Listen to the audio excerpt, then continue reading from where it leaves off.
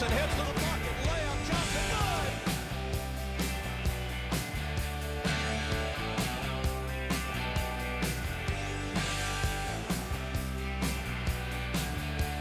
All right, welcome everybody. It's Talkin' Sports with me, Chris Powers, seen on Cox Cable, of course, Pelican Sports TV right here, shown 5 times a week, also and seen in almost 2 million households in the greater New Orleans area, Lafayette, Baton Rouge as well.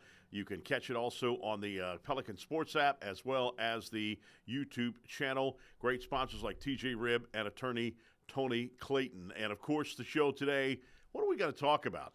LSU baseball. What are you talking about? The national champions for the 8th time in program history in the 2nd out of 3 years. How about this? I mean, perfect game plan. Jay Johnson started the year. He knew what he had at bat. He knew what he had in pitching. He knew what he had in infield. And what he wanted to do was set up a good pitching staff, deep pitching staff, and set up also a good infield. And they had the best fielding percentage in LSU baseball at .981 all year long. It was unbelievable. At one point, they got up to .982. So that was incredible. And strong pitching. They had strong pitching. But get this. They only used 3 pitchers in the College World Series finals. 3. That's it. Now, man, that's unbelievable. I don't watch all of the College World Series finals if LSU's not in it. But, has that ever happened since the College World Series has gone to 3-game series? That's incredible. 3 pitchers used. That's it. So deep pitching staff all throughout the College World Series that you need that starts on the Saturday the week before and then goes around. But my goodness, in the finals you only use 3 pitchers. That's absolutely incredible. Batting not aggressive in Game 1 as Game 2. LSU scored 5 runs and 10 hits in Game 2. You could see, and Jonathan, you and I talked about it, it was where a lot of the players let the first strike being called before they swing the first bat. And in this one, in Game 2, they didn't do that. No, hardly any of them did it. A lot of them were hitting. A lot of them were swinging when the first strike wasn't even called. I love that. I love aggressiveness at the plate. That's the way I play. That's the way I want it to be. And I think that's the way Johnson wants it to be too. So in Game 1, they had 1 run on 6 hits. And with that being said, it was enough to win because Kate Anderson. But with that being said as well, you could see in the dugout at one point that Jay Johnson talked to his team collectively and said, guys, we got to be more aggressive at the plate. Let's go. I mean, we're just having the ball on our shoulders on our bats and all that, and we're watching perfect strikes.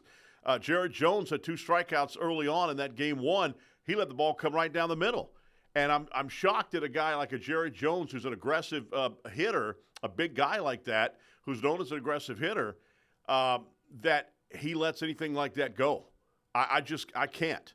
And then also Jared Jones, I've never seen this year he had an up and down year to where when he gets to he gets in a slump, he's unbelievable slump, 5 strikeouts in 1 game in the College World Series, not the finals, but earlier on that week, 5 strikeouts in a game.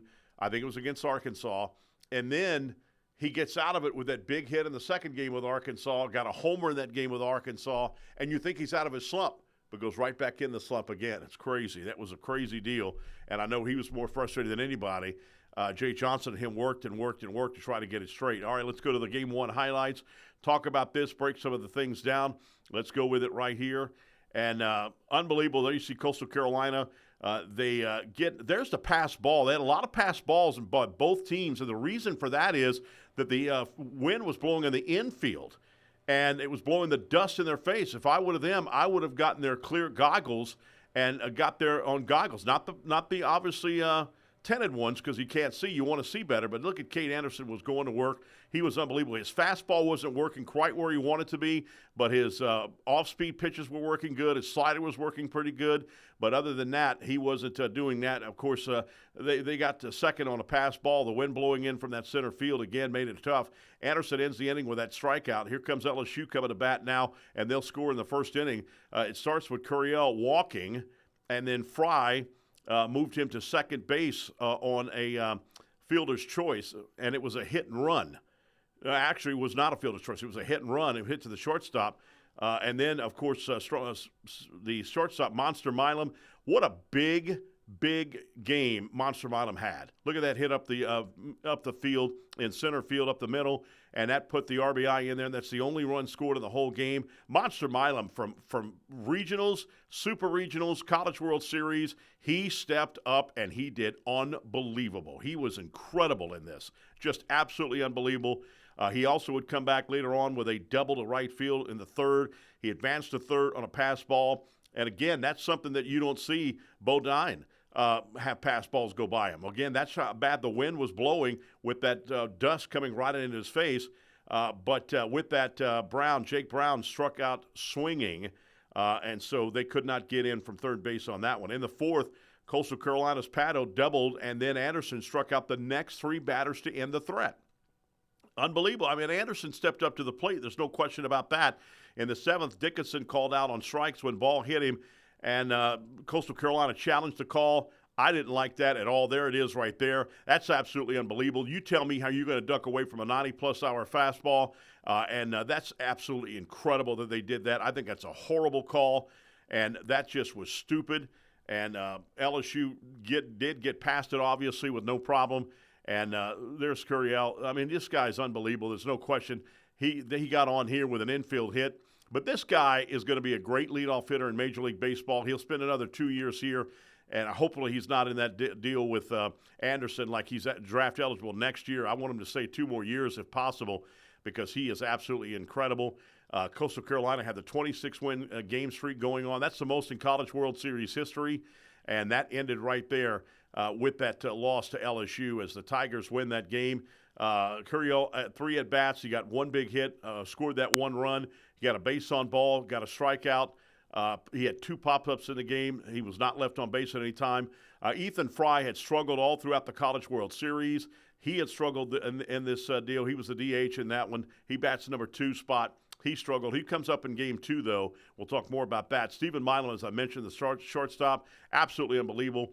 The 3 at-bats, he got 2 hits, got an RBI, and got a base on balls with that as well. Jake Brown batted clean up the right fielder.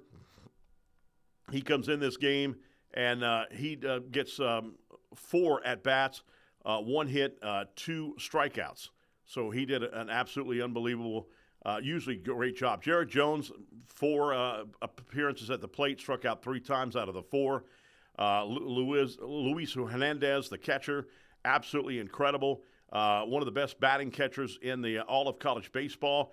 Had 3 at-bats, did get 1 hit in that game. Stanfield, center fielder, got 3 at-bats. He didn't get anything. He struck out. In fact, Stanfield could be a good player. There's no question about that, the center fielder. But he's just, to me, he's not sure of himself at the bat. Now, he had a big hit in game 2. We'll talk about that coming up. But Chris Stanfield at center field is a great, pretty good center fielder, but just seems to where he basically struggle. He's just unsure of himself when he gets to the bat. No question about that. Michael Braswell, the third baseman. Of course, we know about his batting. Great third baseman. Great third baseman. He made, look at this play right here. This is a beautiful play he made, sliding over, got it where Milam was, and got a perfect strike to the strikeout. Then he also had a bunt that he fielded. He got the bunt. The Coastal Carolina coach said that when he got the bunt, he had to charge the bunt, run for it, grab the ball, and then throw it over the shoulder of the runner. That's quarterback. That's like a quarterback. That's absolutely unbelievable. Braswell played unbelievable. Unfortunately, I don't think he makes it to the next level because of his bat. And that sucks because he's a great third baseman. He's got great athletic ability. And Kate Anderson, what can you say about him? 12th win on the season. He's 12-1, full complete game, shutout, 9 innings of baseball. He only had 3 hits on him. 3 hits. Coastal Carolina is not a home run hitting team. In fact, they had 2 in the championship game, in the final game, game 2 rather. But in this game, they're not a big home run hitting team. They only had 3 hits in this ball game. Had 5 base on balls. That's where Cade was off just a little bit. That's the only thing he was off. His fastball wasn't working well. So he had 5 walks. That's uncharacteristic of him. And he had 2 hit Batmans. 2. That's pretty crazy right there. No wild pitches in this game. Pass balls in this game big time. And then he gets the win. And so with that, LSU wins game 1. What were your thoughts on game 1, Jonathan? Like I said, Kate Anderson was the MVP of not only that game but the whole tournament as well. He definitely deserved it. Even though he was off in his pitching, that showed you how great he is. I hate that he's being eligible for the Major League Baseball as a fan, as an LSU fan. And for him, I'm happy that he's gone. But, man, that guy is just unbelievable. Yeah, it was certainly the Cade Anderson show. It was a lot. It was expected of him, and he delivered, certainly. Went the distance, 130 pitches, had the 7 punchies. You mentioned it, 5 walks, uncharacteristic, also had the 2 hit by pitch. Didn't find the fastball really until the last third, right. 3 innings. The 6, 7, 8 is when he's really started to find that fastball. But that's to give credit to LSU's defense. I mean, 1 run was enough to be the team that hadn't lost in 26 games. 26 doesn't happen by accident.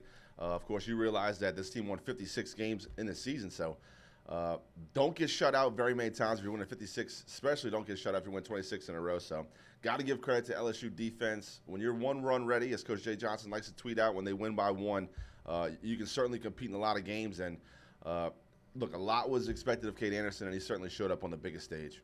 No question about that. And what about Monster Milam, huh? Yep. I mean, that guy, oh, my goodness. I'm glad we get him for 1 more year. I think could he be another Altuve from Houston? I mean, that guy is so small, but, I mean, he's a perfect hitter. I mean, just absolutely showed up. I'm getting goosebumps because that guy played very good in the regionals, played very good in the super regionals, played very good in the College World Series all throughout, and in those 2 games he played unbelievable. Monster Milam was incredible. He's a great defensive player. The only thing about it is, for me, that him and Dickinson at second base, and you've been around baseball a lot as well, that him and Dickinson's got to get a little bit better, communications. Dickinson's gone now. But the only thing is he's got to get a better communications. Dickinson went a couple of times over second base to shortstop. As a second baseman, you should never go over second base on the shortstop side. That's shortstop's area. And with that, Milam was there too. Both of them were there at the same time. Well, guess what? Nobody's covering the bag. And you can't have that. You got to be able to have a good communication to yell and say, I got this. If Dickinson wants to get it, I've got it. Means Milam goes to the bag. A couple of times that happened like that in this 2 games in the College World Series final. Luckily, it didn't hurt him at all both times, so that's good. All right, let's go to game 2. Here we go, Coastal Carolina and the first base coach. Here we go. We started out there wearing their championship gold. That is a big sign. They want to wrap it up in 2, get them out of here, and that's their big pitcher right there, their top pitcher, the one that said he had no respect for LSU. Let's see if he has it at the end of this one right here. Coastal Carolina starts it off in the 2nd inning, home run. Curiel almost had an opportunity to catch it, just a little bit out of his reach. He knew where the ball was going. That's the first run for Coastal Carolina in this tournament, and that's after their head coach and first base coach got run out as well. Bottom of the 2nd, as Mijos was the guy who did it, and they scored their very first run on that. But here comes LSU. They're going to try and answer, and here they go right here. Dickinson gets all the way to 3rd with a single. He starts off with left field. Braswell grounded out to the pitcher. Dickinson advanced to second base with that. There he is. And then Fry doubled to left field, and Dickinson scored at that time. Hits it over the head. And here we go. LSU has tied the game up. It's 1-1. And there we go. Dickinson says, I'm LSU, baby. That's what I'm talking about right there. And everybody's excited. Then LSU in the 4th inning would get 4 runs in the 4th and never look back. Never look back. And then, obviously, unbelievable pitching again from Ianson. His breaking ball is just nasty stuff. LSU scores, as we mentioned, 4 runs. Jones single to left field. There he goes right there with his left field. Perfect follow-through that bat, too. Hernandez was then hit by a pitch. Stanfield singles to left. 2 RBIs with Stanfield, his biggest hit and only hit of the College World Series final. That was unbelievable. There is Hernandez going to first with a hit batter. They didn't call that one back. They didn't have to look at replay with that one. He was hit right under the elbow right there. And here is Stanfield. Look at Stanfield. Bam! Just a rocket to left field. 2 runs are going to come in here. LSU leads it now by the score of 3-1, and we're looking very good against their top pitcher, the guy who hadn't lost at all this whole season. He was a perfect 12-0. So that was unbelievable. Here comes, of course, Curiel, and a massive hit right here. That's going to get 2 more runs. Watch Stanfield come in, and he is pumped right here. And look at Curiel. Watch Curiel's reaction. This guy, young guy from California, look at that. Oh, that gives me goosebumps, baby. That gives me goosebumps right there. It's 5-1 LSU. They wouldn't need another run after that. They scored that one, and that was it. So that was absolutely incredible to see that. Morrison and Carolina top pitcher run out of the game after this. And there's another great third base stop by Braswell. Just absolutely unbelievable. Brown gets to third. 2 errors by Coastal Carolina, and that's by the second baseman and third baseman, but did not score. LSU didn't score in that next inning. Coastal Carolina got 2 more in the 7th on a home run by Sykes. And Coastal Carolina makes it interesting at 5-3. Shores strike out the last 2 batters in the 8th inning. And then Mijos once again opened up with a single to right field. Dooley strikes out. Sykes hit into a double to end the World Series. That was absolutely crazy. We're going to see that coming up. But let's get you now the stats, show you the stats of this thing as LSU absolutely played great. Curiel again, the left fielder, just 5 at-bats, 1 hit, but 2 RBIs. That was a huge at-bat that he got. There's the home run right there. It's the same home run left field again. They had 2 home runs to the left field spot. Again, Curiel had a perfect beat on it, but just way over his head. Ethan Fry, the designated hitter, finally came through. He had 3 hits in this game, 5 at-bats. There you see Shores right there, really at the mound doing a great job. Stephen Milam, shortstop, got another hit in this game. He had 5 at-bats. Jake Brown, the right fielder, did not get a hit again in this game, but he did score a run.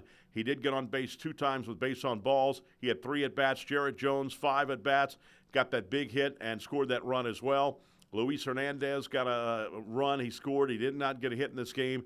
He had 3 at-bats. He was hit by a batter. Stanfield with a big hit, as we mentioned, the center fielder, 4 at-bats. He had 1 hit, 1 run scored. Daniel Dickinson, the second baseman, also had 2 hits in this ball game with 3 at-bats, 1 run scored. Michael Braswell got the big hit and 2 at-bats. He also got a walk. Anthony Ianson did not bat. Of course, Chase Shores came in to pitch. We'll talk about that. Anthony Ianson gets the win. He's 12-2 on the year. 6 and a third inning pitch, 7 hits on him, 3 runs scored on him, all 3 earned, 1 base on balls, 9 strikeouts in the game. 9 strikeouts, 1 hit batter. That's it. 1 hit batter. Chase Shores got the save. That was his second save on the year, 2 2/3 of an inning. Here's the double play. Oh, no, actually, it's the 1 out. Bam, it says 1 out as we go to the 9th inning with that in the top of the 9th. Shores just unbelievable. 1 hit, 4 strikeouts, as I mentioned, 8 at-bats against him, and he faced 8 batters. That's just crazy, absolutely crazy. And Morrison, their big pitcher, got their first loss on the year. Jacob Morrison, 12-1 on the season. He pitched only 3 2/3 of an inning. Absolutely incredible with that. Chase Shores, here's the double play that ends the game right here. Dickinson to Milam. That's it. Game over. LSU wins it. And the Tigers, that was a 6-4-3 double play. LSU wins their 8th national championship, 2 in the last 3 years. And obviously, Ianson, unbelievable pitch in 6 1/3 innings, Jonathan. 7 hits on him, but and 3 runs. But like he's done all year, he held his own, no question. When they scored that second home run, Shores comes in. I'd love Shores to stay for another year, but there's no way Major League Baseball is going to let this guy go. If he's pitching 102 miles an hour fastball in college, wait till he gets to the pros and learns how to pitch even more. He could get up to 104. That guy's unbelievable. Chase Shores, boy, I'm going to miss him coming out of that bullpen. Your thoughts of Game 2? Yeah, Game 2, a lot of fun to watch. Anthony Ianson, very special. And Coach Jay Johnson kind of talked about that he was the piece that would put LSU over the edge and give them a chance to compete in Omaha. And he was absolutely right. That starting pitching was the reason LSU was really good this year. That 1-2 punch, both starting pitchers win 12 games in a season. That's pretty incredible. You match that with the fielding percentage of the LSU defense, and you're going to be competing in a lot of games. And I think that this team was lacking the superstars of 2023. There was no, Dylan Cruz, Paul Skeens, Tommy White. There wasn't even a Trey Morgan. Trey Morgan was a stud in college. But this team did have a lot of guys that were completely unselfish. And Coach Jay Johnson has to take all the credit for that because this guy really had this team feeling team over me. You get bumped in the lineup, in the postseason. There was no hurt feelings. You sub in a right fielder for a pinch hitter, and they're giving the pinch hitter a standing ovation. It was just this is a very special group, and you got to give Coach Jay Johnson a lot of credit. Obviously, nationally, the story is the first coach to ever get 2 national championships in the first 4 years of being at a school. But this is a completely different environment, culture. Than what anybody's used to in college baseball. To get these kids through the MLB draft, through the transfer portal, bring in guys. There was only 12 players on this roster at this time a year ago, so rebuilt completely and did a great job. Happy for Chase Shores. as a freshman, he was a starting pitcher on the weekends for that 23 team. Got injured, had to work his way all the way back, came back, struggled with command. Coach Jay Johnson talked about it. He said he just had to get the tread back on the tires. He had trust in the stuff. And how could you not? I mean, 6'8", throws 102, got a nasty slider. His stuff absolutely travels anywhere he goes. An opposing figure on the mound. So I would have liked to see Casey Evans get a little bit more work because he will be the cornerstone of LSU's pitching staff next season. But happy for Chase Shores, happy for Anthony Ianson, and certainly a well-deserved MVP from Cade Anderson. Yeah, Chase Shores, like I said, just absolutely incredible. I mean, how crazy is that, Jonathan? 3 pitchers used in the 2 games. Shores pitched every game of the College World Series except Saturday's game. Right. 3 pitchers used. I mean, have you ever heard of that? No, that's a blessing for a coach not to have to really think about the lineup too much. Who's coming out the bullpen? Cade Anderson goes 130 strong, finds the fastball in the 6th inning, which, I mean, this stuff is so special for both starting pitchers. The breaking balls for Ianson. It spikes that slider and it has everybody swing because you can't pick it up that fast. I mean, the spin rate is better than professional league curveballs, so he's got true stuff. It's both going to transition to the MLB easily. So all 3 of those guys you saw pitching the final will be pitching in the majors. There's no doubt about it. No question about that. Here's the picture of the Advocate, the Baton Rouge Advocate. It's great, like Tony the Tiger from Kellogg's Frosted Flakes. Tigers win 8th national championship. You can get that poster there. 5-3 final score in Game 2. They swept them, a team that went 26 straight wins in a row. They swept them. And Coastal Carolina obviously had no respect for LSU. We'll talk about that coming up next segment. But how big is that? Unbelievable. LSU 7-1 in the finals in history for their 8th national championship. Pretty impressive. They're 8-1. 8-1 in the finals. They've been in 9 finals. Loud crowds. This was unbelievable loud crowds for LSU in the Arkansas series when they played Arkansas twice. That was an unbelievable game. That was the game of the year in College World Series. Unbelievable. Didn't break attendance records, though. LSU showed up and showed out, no question. 2023 total attendance crowd was 392,646. In 2024, it was down from 371,820. And this year, 2025, was 342,676. Coastal Carolina, obviously, it was their only second time in there. They don't have a big fan base. Murray State brought some good crowd. Murray State was 3rd in the Jello shots. We'll talk about that later on as well. So they did pretty well in the national championship game. And I looked at the purple and gold when the camera span around the stadium, and I could hear it. I'd said as soon it was 90%.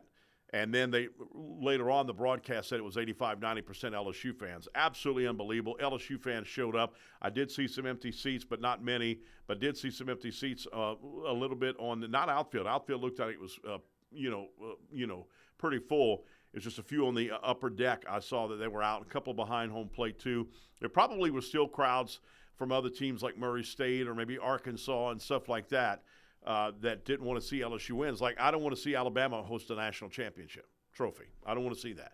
And if I'm another fan, like an Arkansas fan, I'd probably leave too if LSU was doing that. But I got to say this, Jonathan, and this may shock you. I don't know if you know this, and I may have said this or not. I've definitely said it to my friends. I love the SEC, but I'm not an SEC fan. If I pull against you and LSU's playing for you, and I pull against you later on in that season or earlier on that season so LSU can win, because I want you to lose games so LSU can move up in the standings, I'm not pulling for you at any time. That includes national championships. But I got to be honest with you. I'm going to say this, that next year or year after that or whatever, if LSU is not in the national championship but Arkansas is, I hate to say it, I'm going to pull for Arkansas. Yeah. I mean, Van Horn is, you can see, a classy dude. He's a good coach. He's the Jim Mora maybe, just can't win the big one. Moore never won a playoff game, and that sucks. But for Van Horn, he's won playoff games, but he hasn't won the championship. I would want to pull for him. He's a very good coach, and I do. And Jay Johnson said he built his team. He knew when he came into LSU that he wanted to build his team to be as strong as Arkansas was in recruiting and playing and everything like that. I hate to say it, I would pull for Arkansas. What say you? Yeah, and truly, I mean, you've seen them lose heartbreakers in the College World Series. You go back to 2016 against Oregon State, and oh my gosh, the foul ball they could have caught end of the game, but of course they don't. Oregon State, wins the game, goes to Game 3, and they win that too. So yeah, Dave Van Horn, very classy. Of course, Jay Johnson does speak that he knew he had to build this team to beat Arkansas in Omaha. Charles Davalon. I'll never forget the name. Is the kid that played left field. The ball ricocheted off his shoulder and cried for so long. You could tell it was like his best friend died on national television. That's truly what it feels like. I mean, you work your entire life for this dream. You make it to the pinnacle. What you don't know, Chris, which I found this out a couple of days later, Charles Davalon made one error in the entirety of 2025 season. He was 106 for assisted outs, and that one error cost him and sent his team home. Yeah, and the shortstop who ended up getting the Golden Spikes Award. Yeah, he should have got a double play that would have ended the game. Yep. That would have ended the ball game, period, bottom line. But once again, hey, it didn't work out. Things go that crazy in baseball. And we obviously had a massive hit in that game with Jared Jones, the Bear. Hit a massive hit up center field. And we scored the winning run. It's over. LSU wins, and that was unbelievable. Brought them into the national championship finals. And no respect from Coastal Carolina. We're going to talk about that coming up. The difference between the coaches, LSU and Coastal Carolina. We'll do that when we come back as we're talking sports with me, Chris Powers, Jonathan. Marty's in the house. Back after this timeout right here on Pelican Sports TV.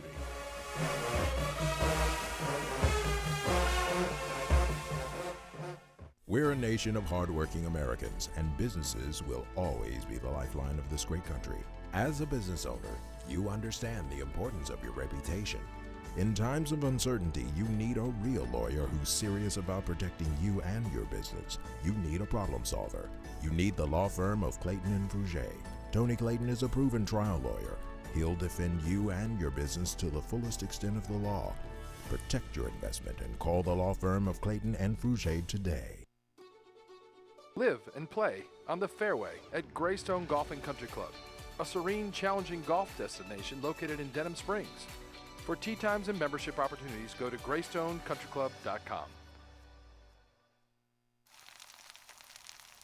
You can't smell it, but you can almost taste it. And whether it's for a family get-together or a game day feast, having Manda in the mix always sounds good.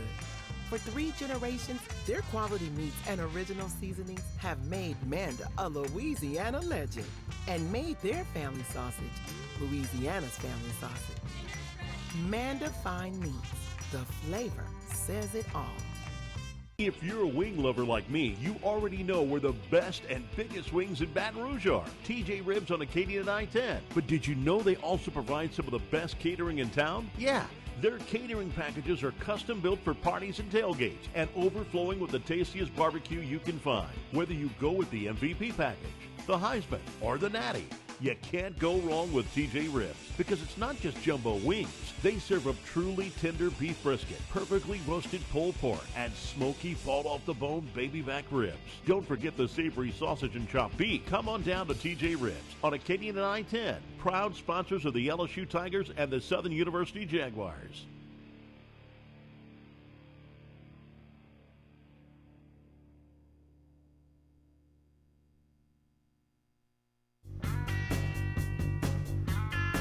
All right, welcome back, everybody, here as we're talking sports with me, Chris Powers, and Marty in the house, and then, of course, Jonathan in the house as well. LSU wins their 8th national championship, second in 3 years. Pretty impressive. That was impressive with their big time, and all of Baton Rouge going crazy over this. College baseball going crazy about this. Now college baseball says LSU's back to the epicenter of all of college baseball, and it is. It is. I mean, they're doing something that no other team can do. They got the closest they've got. Obviously, South Carolina won in 2010, 2011. LSU won a couple of back-to-back national championship in the 90s. We'll take a look at that coming up. But obviously, right here, right now, LSU is just absolutely the best. There's no question about that. The atmosphere is the best. They have the best fans. They, again, lead attendance out of, 25 years? I think it was 24 out of 25 years lead attendance. Alec Box Stadium is one of the best places to go. You could hear how loud the crowd was. It sounded like Tiger Stadium on a Saturday night at the College World Series. Absolutely incredible. Everything is set up. Their pitching is set up. Yansky is unbelievable. Yansky is an incredible pitching coach. Why would you, like Jay Johnson said, as a pitcher, why would you go anywhere else? You have an opportunity to be Kate Anderson, and Iason's going to be picked again right there, just like Paul Skeens was. I mean, Anderson has a chance to be the number 1 pick in the draft. A lot of people think he could go to Washington in the first pick, rather. Ironson, with his breaking ball, could go in the first round. It'd be interesting to see what happens with that. But just incredible, just unbelievable. And Coastal Carolina, with saying that, Coastal Carolina showed no respect. The players showed no respect for LSU. At a press conference, this was on Friday, they had a reporter that asked them this question. Let's play the clip right here.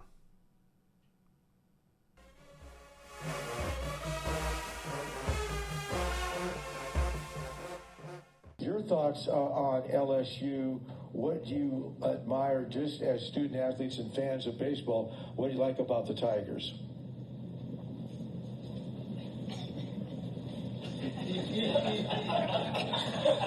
Not a whole lot. Yeah, I mean, we're not really worried about the Tigers. We're more of just a self-oriented team. Like, we're just focused on our team and our team only. That was unbelievable. That was Morrison, their top pitcher. Not a whole lot. Now what are you saying, buddy? And that shows you the difference between that. LSU has had 20 appearances in the last 40 years of the College World Series. 20. That's the most. That's the most. As far as in the 40-year span, 20 is the most in the last 20 years. Unbelievable. Title game 5 times since 2000. Winning 4 of them. Was number 1 at the beginning of this year in preseason, number 1 at the end of the regular season, and number 1 at the end of the, of course, whole season. Second appearance in 3 years. And you have no respect for LSU baseball? Are you kidding me? Are you really killing me? And this is, to me, the coach. This is and you can see how aggressive he is.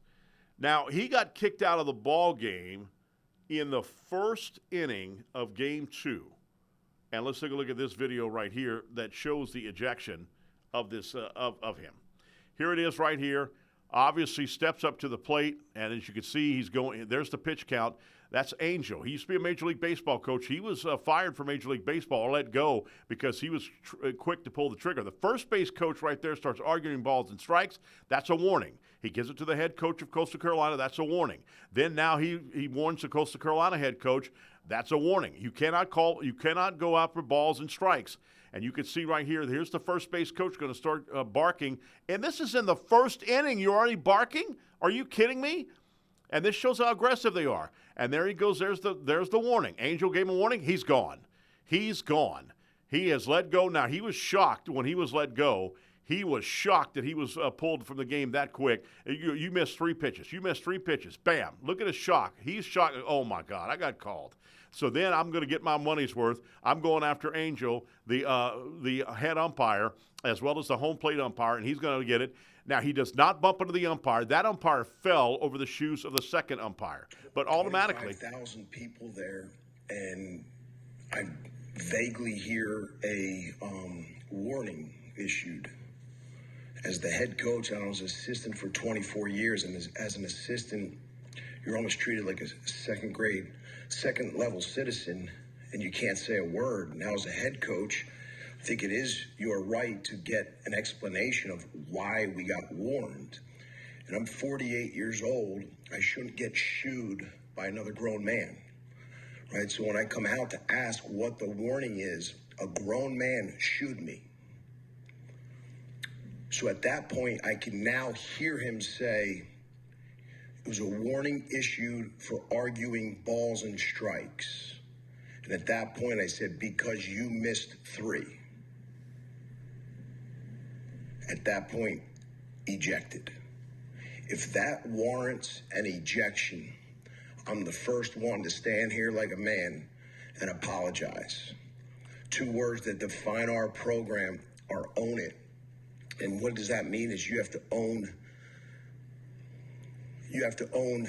everything that you do without blame, without defending yourself, without excuses. If you guys watched the video, there was a guy that came in extremely aggressively, tripped over Campos's foot, embarrassed in front of 25,000, immediately goes 2-game suspension and said, bumping the umpire. Immediately does that. There was no bump. He was embarrassed. I shouldn't be held accountable for a grown man's athleticism. Don't retract it, though, because now it's excessive. And the reason why it's excessive, because I was trying to say, I didn't bump him. So he didn't bump him. He didn't bump him. I went back and looked at it. He did not bump him. But he did. He knows the rules. Jay Johnson, at one time, I don't think it was game one. I think it was one time in the College World Series, Jay Johnson was going to come out, and they stopped him. And Jay Johnson said, okay, he backed up, he do that. Even though I think that Angel was, I don't think he was quick. He warned him. He told him to stop. He said, stay, and he didn't do it. He didn't listen, and he came on anyway. But and I don't necessarily say that was the reason they lost that game, but in a way it was. Because this team was never the same after that, and you're not going to be. Your skipper and the guy that would have been the replacing him, the first base coach, is his main guy, was gone. Both of them thrown out, and both have a 2-game suspension, so they won't be able to be in the first 2 games of the regular season for Coastal Carolina. So he knew the rules and should not have done it. Jonathan, what say you? Do you think that he should have been called? Well, in a national championship game, obviously both teams, both coaches are certainly wound up. It's the first inning, and look, I coach young kids, and you know better than to chirp the umpire for balls and strikes. The umpire heard it from the first base coach. That should never happen. The head coach has a little bit more leeway, but assistant coaches do not. So after, he hears the first base coach chirping, in the first inning, he gives a warning to both teams about balls and strikes. I have no problem with that. You set the tone very early, let both these teams know we're not going to chirp about balls and strikes. We get that you're juiced up because it's the stage in the moment. But when that coach came out the dugout screaming, you've already missed 3, that is why he got tossed. The umpire, say what you want about the hand gesture to get back to the dugout. There's no way, being an assistant coach for, 30 years, 26 years, that's the first time you've seen an umpire give the hand motion to get back to the dugout. I'm sorry, you did not own it in the press conference. You attacked the umpire for a lack of athleticism because he got embarrassed. Look, there was millions of people watching that game on TV. It wasn't just the 25,000 in the stands. Everybody's embarrassed. The coach should be embarrassed getting tossed in the first inning of the biggest game of the year. Yeah, I agree with you that it sucks it happened, but I do not think Coach Kevin Shaw being there or not, that Coastal Carolina beats Anthony Ianson and LSU Tigers in that game too. I'm sorry. I'm taking the Tigers on that day every day of the week. Look, it's very unfortunate, especially for the LSU team, that now that's what's getting talked about for 3 innings during that broadcast. They kept talking about the ejection. Look, it happened. It is what it is. You were chirping the umpire in the first inning about balls and strikes. It was started by the first base coach. I like that he was tossed too because his nose was all in the mess. And yeah, was it quick? It might have been a hair quick, but was it illegal? Was it like outside the letter of the law? No, he had every right to toss that coach. Yeah, I agree. And then the first base coach, when he saw that his head skipper got tossed, should have shut up from right there, because he would have been the head coach. He'd have been the acting head coach. And this head coach was a first, he was the first All-American at Coastal Carolina. I did not know that. He is big time. He's played Coastal Carolina and was recruiting coordinator for years, like you mentioned. Him and Jay Johnson ran into each other all the time. So that was unfortunate, what have you, just unbelievable. But I agree with you. I do think it messed him up. I don't think that was the deciding factor. I do think, though, when your head skipper's gone, that really messed it up in the first inning as well. Yeah. But again, that first base coach should have shut his mouth. But that shows you, hey, you're going to be like that, you're gone. You're gone. You should have shut up. Jay Johnson on the other end. The players had respect for Coastal Carolina. Jay Johnson has respect for Coastal Carolina. And it shows night and day the difference between both coaches. Jay Johnson said this after the game in the press conference.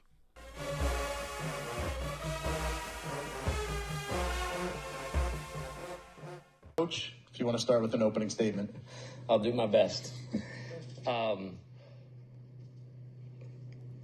Unbelievable. I'm so proud right now. It's not to be taken for granted. Being here 2 years ago, that was special. Greatest night of my life. This is equal and maybe even tops in some ways. It was probably a year ago today, we had 12 players in our program that actually played on the field for us in 2024. 12. That's not a lot. And then, as Coach Burtman would say, we ended up with some really good fortune. We had to go to work. We got some really talented freshmen through the high school draft or through the Major League Baseball draft. And in a month's time, we were able to add Chris, we were able to add Anthony, Zach Cowan, Luis Hernandez, Danny Dickinson, to those 12 guys, which were the right 12 guys. And not included in that 12 is Chase Shores. And you don't get to this podium, you don't get to this moment without a lot of things going right over a long period of time. Chase Shores was the first real dude high school player that committed to us when I accepted the job. And I think this is appropriate to have these three players here. They are exactly what this team was, which is our motto for the year was tough and together.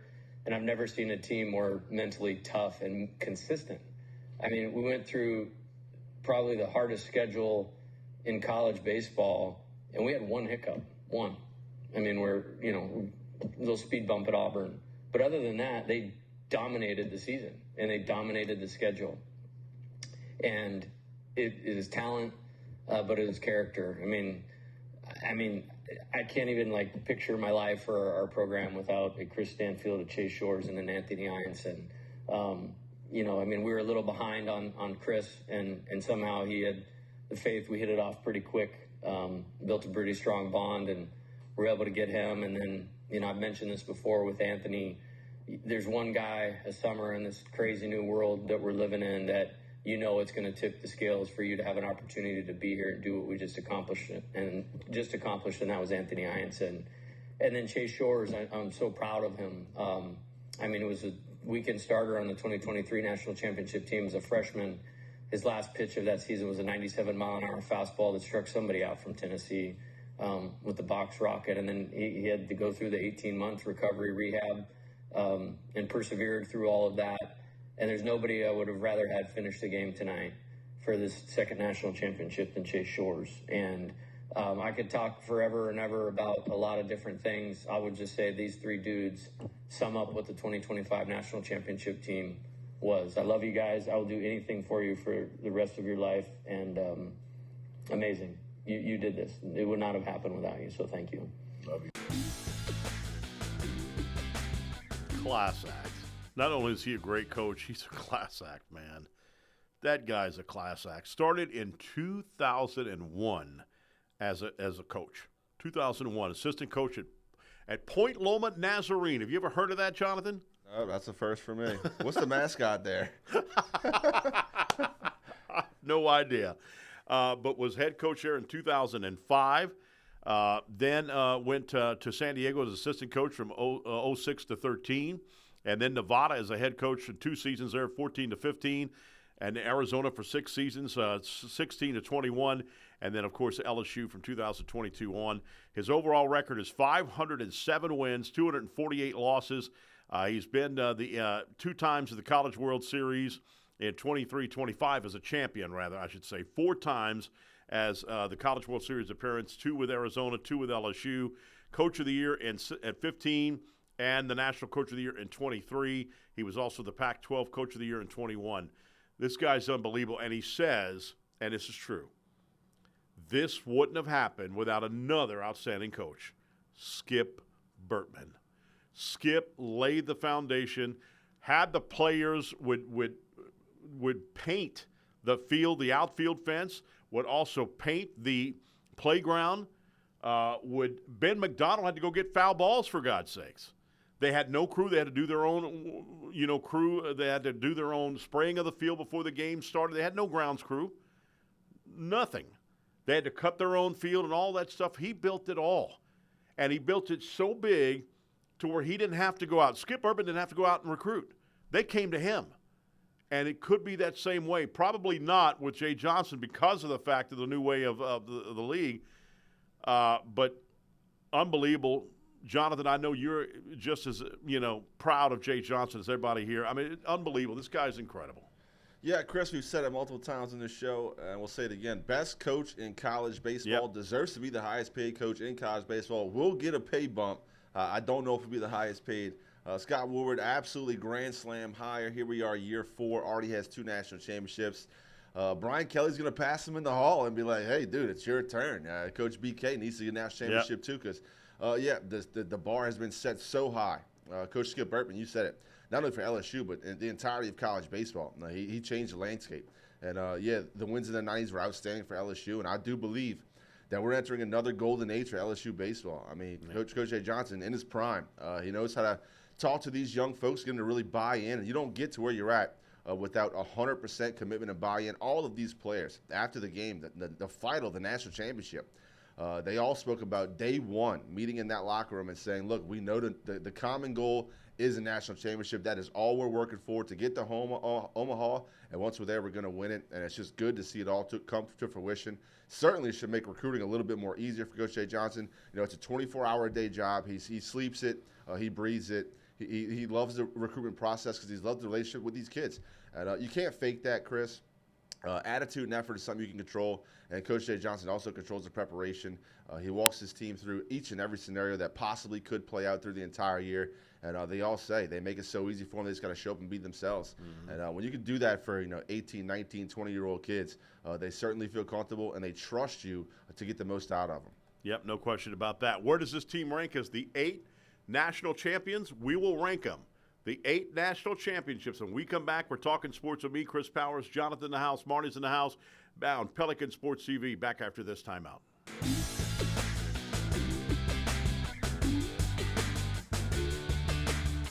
If you're a wing lover like me, you already know where the best and biggest wings in Baton Rouge are. TJ Ribs on Acadian and I-10. But did you know they also provide some of the best catering in town? Yeah. Their catering packages are custom built for parties and tailgates and overflowing with the tastiest barbecue you can find. Whether you go with the MVP package, the Heisman, or the Natty, you can't go wrong with TJ Ribs because it's not just jumbo wings. They serve up truly tender beef brisket, perfectly roasted pulled pork, and smoky fall-off-the-bone baby back ribs. Don't forget the savory sausage and chopped beef. Come on down to TJ Ribs on Acadian and I-10, proud sponsors of the LSU Tigers and the Southern University Jaguars.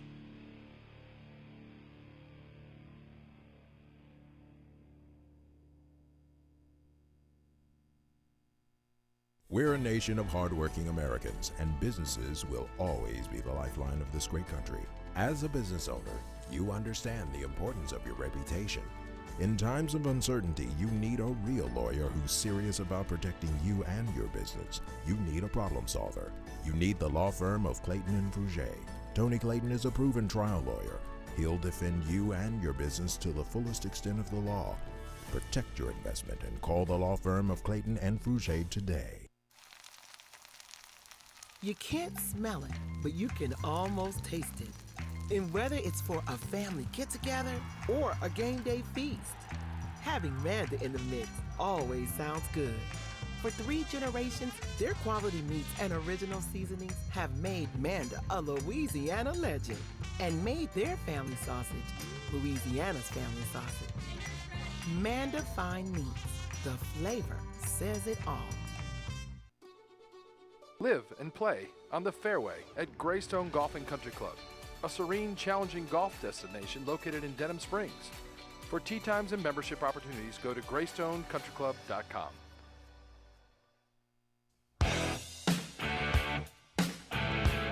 All right, welcome back, everybody. And talking sports with me, Chris Powers. LSU wins the national championship. And it's the 8th one. So where does this team rank with the 8 national champions that we've had at LSU?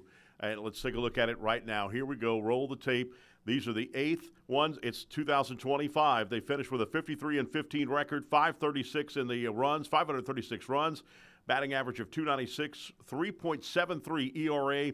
Curiel, Anderson, Ianson, and Milam was the big stars in this one. At number 8, it's the 2025 national championship team.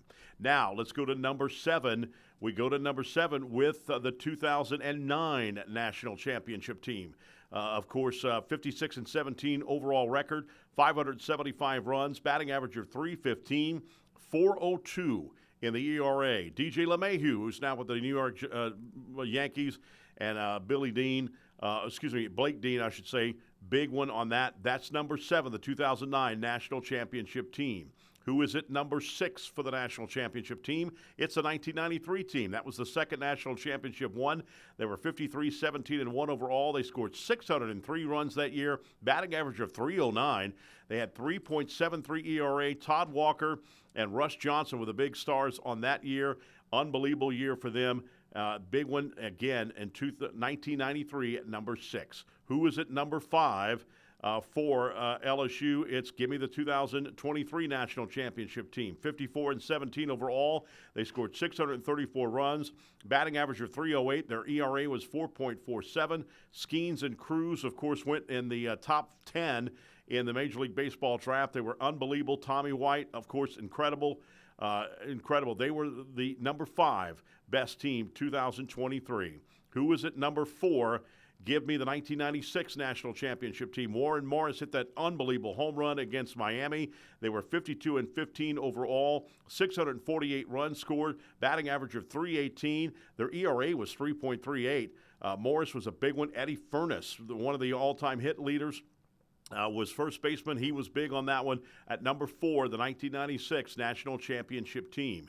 Who is at number 3? The 2000 team. Brad Cressy hit the big game-winning walk-off single to win that game. LSU 52-17 that year, 652 runs scored, batting average of .340 that year. 4.43 ERA. Brad Cressy was the big star. Remember him? His dad in the stands was absolutely crazy on that one. It was unbelievable. Number 3, the 2000 team.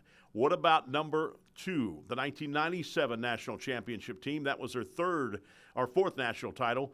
57-13 overall. They scored 673 runs, batting average of .315. Their ERA was at 4.62. Larson was their big guy. Eddie Furness also was on that team. 1997 was their big hit, number 2 all-time team in the College World Series, number 8. And who was the number 1? This is sentimental. The 1991 team. That was the very first national championship team.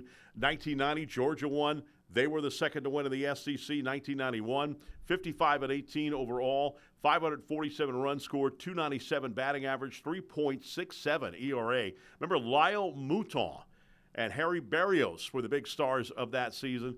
But that's my top 8 again. 2025 national championship team. This one we just witnessed with number 8. Number 7, 09 with 56-17. Number 6 was the 1993 team. Number 5 was the 2023 team. Number 4 was the 1996 team. Number 3 was the 2000 team. Number 2 was the 1997 team. The number 1, the 1991 team. Jonathan, if you're keeping stats at home, the most runs scored between these national championship teams was in 1997. That was I called the second best team. 673 runs scored compared to this year at 536. Pretty impressive.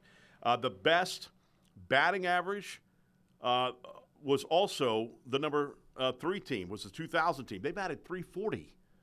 .340. The best ERA in this list right here for national championship teams was the 1991 team at 3.67. They had a 3.67. Oh, excuse me. I take that back. 96 team, they had a 3.38. My bad. 3.38. 3.67 was the second. 3.73 was the next one. That ties. The 3.73 ERA ties 1993 team to the 2025 team with 3.73. Jonathan, pretty unbelievable with 8 national championships here. What would you say the 25 team? I mean, again, we talked about this. Not as frustrating at the plate. There were times they didn't hit at all. And it was like, oh, my goodness. But when they showed that they're aggressive at the plate, they scored a lot of runs and got a lot of hits. When they weren't, they were just patient at the plate. They'd strike out, and it was just frustrating to watch that. What are your thoughts? Yeah, I like the list, Chris. I appreciate all the stats. And, yeah, it's hard to forget about those gorilla ball teams that smash the ball out of the yard and, and all those home runs. Eddie Furness, what a legend. And Brad Cressy, I remember watching that as a young child, a young kid, when he won his national championship.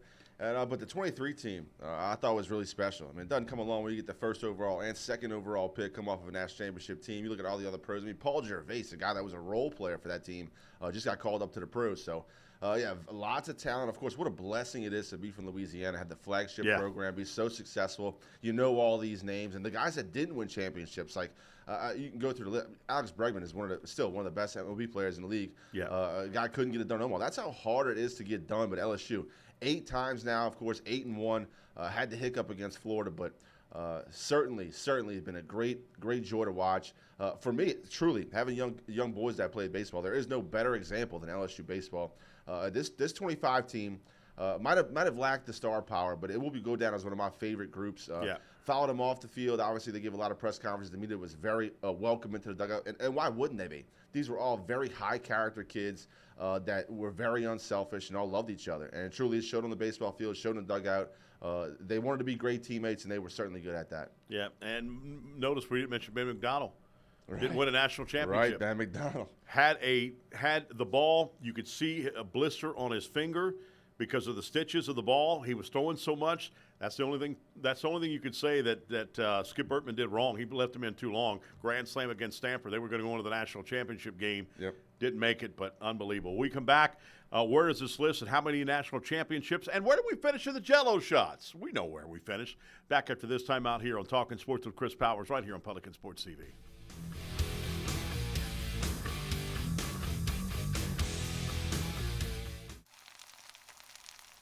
You can't smell it, but you can almost taste it.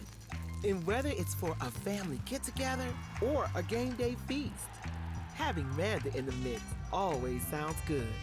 For 3 generations, their quality meats and original seasonings have made Manda a Louisiana legend and made their family sausage Louisiana's family sausage. Manda Fine Meats, the flavor says it all. We're a nation of hardworking Americans, and businesses will always be the lifeline of this great country. As a business owner, you understand the importance of your reputation. In times of uncertainty, you need a real lawyer who's serious about protecting you and your business. You need a problem solver. You need the law firm of Clayton and Fouger. Tony Clayton is a proven trial lawyer. He'll defend you and your business to the fullest extent of the law. Protect your investment and call the law firm of Clayton and Fouger today. Live and play on the fairway at Greystone Golf and Country Club, a serene, challenging golf destination located in Denham Springs.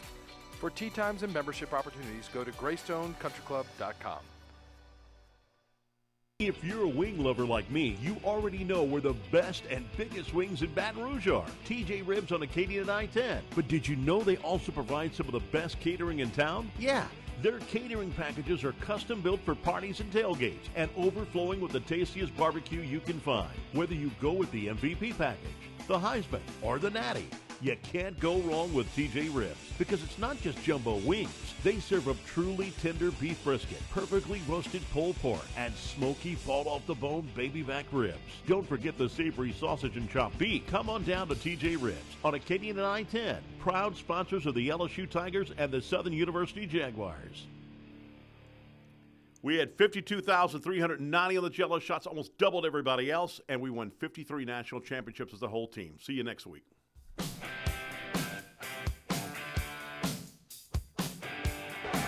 Rocks and fires. Tommy White with it.